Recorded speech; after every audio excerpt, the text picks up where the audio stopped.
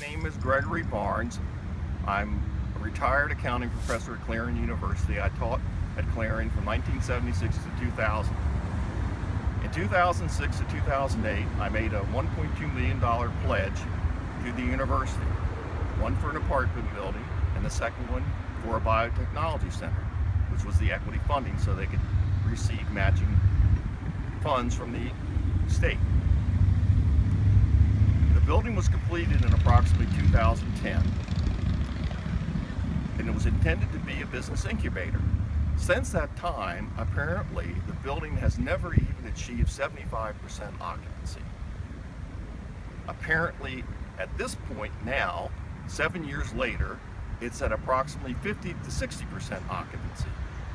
And very few of them are the intended original occupants, which were supposed to be business startups. Currently, they are primarily government or government-funded entities. I have filed a Freedom of Information Act with the President's office last Thursday. They received it Friday. They acknowledged it.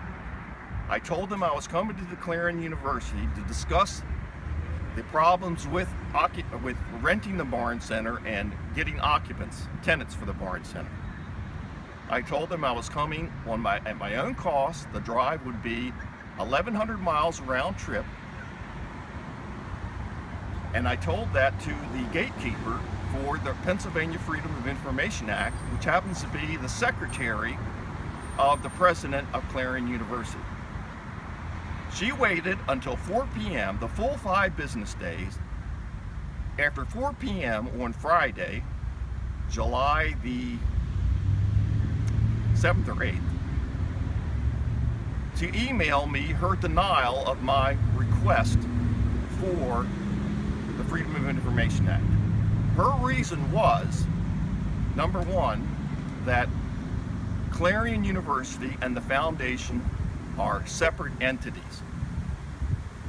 And according to her, the Barnes Biotechnology Center and the other documents I requested were under the control of the foundation, under their management. And since I made the request for the Freedom of Information Act to the university, it was not appropriate. And she also indicated that the university has no control over the management of the foundation. I contend that this is incorrect because I believe that the CEO of the foundation reports to a university vice president, and therefore the foundation is under the control of the university. In addition to this, the foundation claims, who I wrote the check to, they claim that the university owns the biotechnology center, not the foundation. Well, how come then that the arts and sciences dean, according to foundation personnel, in the past were the people who were responsible for marketing and leasing the biotechnology center? There are contradictions here. I believe this current management of the university since 2010, we have seen a decline in enrollment of 28% per the media documentation. We have seen, according to the foundation's own annual reports, donations to the foundation over the last 3 fiscal years have declined 40%. To the category of the so-called friends of the university, which apparently includes retirees, I'm not positive, but apparently they're not listed anywhere else, those donations have declined 60% in 3 years. Business donations have declined 33%, and the other categories have also declined. The liabilities of the foundation, no, I apologize, the liabilities of the university, according to the last 3 annual reports, since actually last 4 years, have over doubled. They've gone up 118%. If you look at the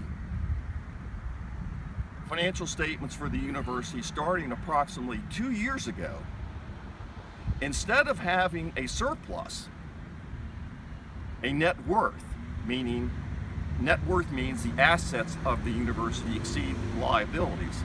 Currently, the liabilities for the last 2 years have exceeded the value of the assets. This means that the university is technically bankrupt. But that also goes for the United States government. So apparently they're able to still function because of their cash flow. Part of that reason why technically the liabilities of the university exceed their assets is because of the accounting for future employee benefits like health care and pensions. So again, technically the university is bankrupt, but in reality it's still an ongoing concern apparently because of their cash flow. Given the statistics I just provided about enrollment being down 28% and the donation declines at the foundation, I think they provide ample evidence that both the university executive management and the executive management of the foundation are both failures. And let me repeat that. They're failures. And so is their boards. The board of or council of trustees and the board at the foundation. I opine that they have neglected to properly provide their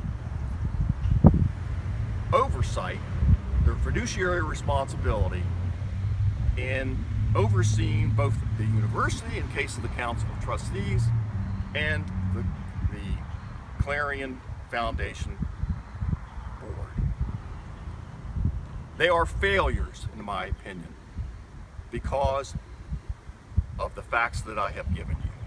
And I would assume, given what the recent events, that the declines are continuing.